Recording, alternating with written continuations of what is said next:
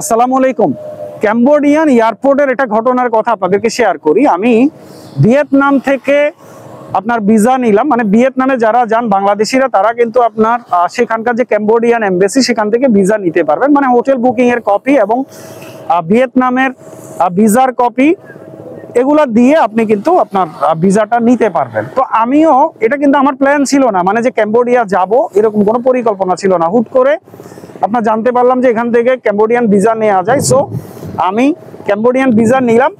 নেওয়ার পর একজনের কাছ থেকে শুনতেছিলাম যে বাংলাদেশিদেরকে ক্যাম্বোডিয়ান এয়ারপোর্টে অনেক নাজেহাল করে, মানে তাদেরকে আপনার এয়ারপোর্টে ঝামেলা করে, কাউকে কাউকে আপনার ডিপোর্ট করে, মানে সেখানে আপনার যেতে দেয় না, এয়ারপোর্ট থেকে আপনার ব্যাক করে দেওয়া হয়। তো তারপরেও আমি খুব একটা গুরুত্ব দিলাম না, গুরুত্ব না দিয়ে আমি করলাম কি, কাতার এয়ারওয়েজে টিকিট করলাম, মানে ক্যাম্বোডিয়া যাওয়ার জন্য।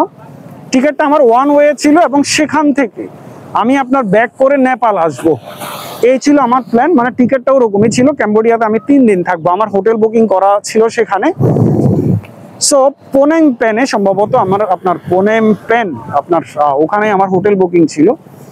তো যাই হোক, শর্টকাটে বলি, তো আমি যখন কাতার এয়ারওয়েজে করে আপনার ক্যাম্বোডিয়ান এয়ারপোর্টে যখন আপনার মানে নামলাম, নামার পর আমি ইমিগ্রেশনে দাঁড়ালাম পাসপোর্ট নিয়ে। আমার সামনে একজন আপনার ফরেনার ছিল। তো উনি ওনার ইমিগ্রেশন শেষ, উনি পাসপোর্ট যখন আপনার দিলেন ইমিগ্রেশনে, ইমিগ্রেশন যে লেডি ছিল উনি ছিলেন যে একজন মহিলা। সো ওনার ইমিগ্রেশন শেষ, ওই পাসপোর্টে আপনার সিল দিয়ে বিদায় করে দিল। তো আমি যখন বাংলাদেশি পাসপোর্ট দিলাম, এই ভদ্র মহিলা কোনো কিছু মানে বাংলাদেশি পাসপোর্ট দেখার সাথে সাথে ভদ্র মহিলা মানে ইমিগ্রেশন অফিসার যে মহিলা ওনার কথা বলছি, সাথে সাথে উনি আপনার দাঁড়িয়ে গেল, উনি ওনার চেয়ার থেকে উঠে গেল। উঠে যাওয়ার পরে দেখলাম যে পেছনে পেছনে খেয়াল করেন। সো এই ভদ্র মহিলা উঠে একজনকে আপনার ডাক দিল, ওনার সিনিয়র অফিসার, উনি পুরুষ ছিল। উনি আমার কাছে এসে জানতে চাইলো যে আপনি কোত্থেকে আসছেন, কোথায় যাবেন। সবচেয়ে অবাক যে ব্যাপারটা, মানে সারপ্রাইজ যে বিষয়টা, সেটা ছিল যে আমার কাছে ওই অফিসার জানতে চাইলো যে আপনি কত ডলার নিয়ে আসছেন। আমার কাছে জানতে চাইলো যে আপনি কত ডলার নিয়ে আসছেন। আমি বললাম আমার কাছে $1000 সামথিং ছিল। তো তারপরে আমার সমস্ত পেপারস আপনার দেখতে চাইলো, সমস্ত পেপারস দেখালাম, আপনার টিকেটের কপি, হোটেল বুকিং এর কপি। ওটা আপনার ওই যে এয়ারপোর্টের বাইরে আমার জন্য, মানে হোটেল থেকে আমি পূর্বে যাওয়ার আগে হোটেলে রিকোয়েস্ট করছিলাম আমার জন্য একটা যেন ট্যাক্সি বা গাড়ি এয়ারপোর্টে পাঠানো হয়। তো বাইরে আপনার গাড়ি অপেক্ষা করতেছিল। এই ভদ্রলোক অর্থাৎ এই ইমিগ্রেশন অফিসার আমার সব কথা শোনার পরে, সব কাগজপত্র দেখার পরে সে কিন্তু সন্তুষ্ট হলো না। এবার সে করলো কি, আপনার ইমিগ্রেশনের যে ডিজিকে ডেকে নিয়ে আসছে। এই ডিজি এসে আমাকে ইন্টারোগেশন করলো। সেম প্রশ্ন ছিল যে আপনি কোত্থেকে আসছেন, এখানে কোথায় থাকবেন, কতদিন থাকবেন, পরিচিত কোনো বাংলাদেশি আছে কিনা, পূর্বে আসছিলেন কিনা, নানাবিধ এরকম প্রশ্ন, প্রায় 10 মিনিট। সো এই 10 মিনিট ইন্টারোগেশন শেষে ওনারা যখন স্যাটিসফাইড হলো, আমাকে বললো যে ঠিক আছে আপনি যেতে পারেন। তো আমি বললাম যে মানে সবকিছু এভরিথিং ইজ অল রাইট, মানে মে আই গো? বললো যে হ্যাঁ ঠিক আছে আপনি যান। তো যখন আপনার আমাকে যাওয়ার অনুমতি দেওয়া হলো, এরপর আমি তাদেরকে বললাম যে if you don't mind can I ask you a question, মানে যদি আপনারা কোনো কিছু মনে না করেন আমি একটা প্রশ্ন করতে পারি কিনা। ওনারা কিন্তু মুখে কোনো জবাব দেয়নি, আমাকে মাথা আপনার এইভাবে মানে মাথা নোয়ালো যে ঠিক আছে কি প্রশ্ন করতে চান।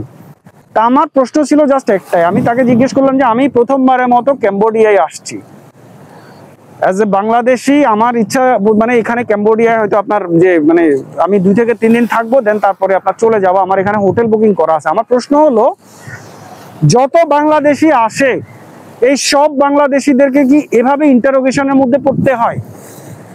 ওনারা কিন্তু আমার প্রশ্নের কোনো জবাব দেননি। ওনারা বললো যে আপনি যান, মানে ওনাদের জবাব ছিল যে আপনি যান।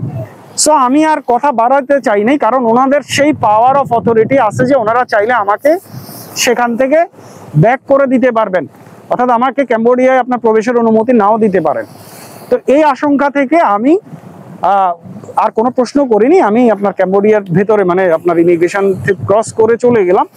তো এই তথ্যটা মানে এই ঘটনাটা শেয়ার করার কারণ কি এই ঘটনাটা শেয়ার করার একমাত্র কারণ হচ্ছে বাংলাদেশ থেকে যারা ক্যাম্বোডিয়ায় যান তারা সতর্কতা অবলম্বন করবেন। এই আশঙ্কা কিন্তু থাকতে পারে যে আপনাকে ক্যাম্বোডিয়ান এয়ারপোর্ট থেকে ব্যাক করে দিতে পারে। তারা যদি আপনার প্রশ্নের জবাবে বা আপনার যে সাপোর্টিং এভিডেন্স সেটাতে যদি তারা সন্তুষ্ট না হয় তাহলে কিন্তু আপনাকে সেখান থেকে ডিপোর্ট করে দিতে পারে।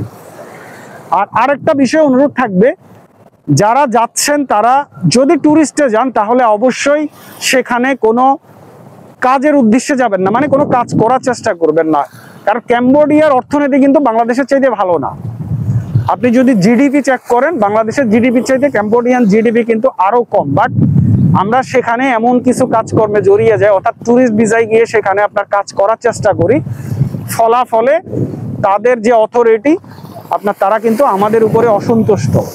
আমি ক্যাম্বোডিয়াতে খুঁজেও একটা বাংলাদেশি রেস্টুরেন্ট পাইনি, আমি সেখানে আপনার যাই পেয়েছি সবগুলো কিন্তু ইন্ডিয়ান রেস্টুরেন্ট ছিল। ক্যাম্বোডিয়াতে জিনিসপত্রের দাম অনেক বেশি, আপনাদের বিশ্বাস হবে একটা নান রুটি সেখানে কিন্তু $1, মানে বাংলাদেশি টাকায় একটা নান রুটি হচ্ছে ইন্ডিয়ান রেস্টুরেন্টে প্রায় আপনার 126 টাকার মতো। এবং সেখান থেকে যদি আপনি টেলিফোন করতে চান বাংলাদেশি টাকায় প্রায় 200 টাকার মতো যাবে প্রতি মিনিটে। যাই হোক, সেদিকে যেতে চাই না। তো দুইটা বিষয় বলার ছিল, একটা হচ্ছে যে ট্যুরিস্টে যারা ক্যাম্বোডিয়া যেতে চান সতর্ক থাকবেন, এই আশঙ্কা আছে যে আপনাকে সেখান থেকে ডিপোর্ট করে দিতে পারে। আর 2 নম্বর বিষয় হচ্ছে ট্যুরিস্ট ভিসায় স্রেফ ক্যাম্বোডিয়া না, যেই দেশে যান সেখানে গিয়ে কিন্তু আপনি কাজ করার চেষ্টা করবেন না। কারণ আপনার ভুলের কারণে বা আপনি যেটা করছেন সেই কাজের কারণে কিন্তু অন্যান্য বাংলাদেশি যারা তাদের উপরে যেমন প্রভাব পড়তেছে তেমনি পুরো দেশের বদনাম হচ্ছে। তো ভালো থাকবেন সবাই, আসসালামু আলাইকুম।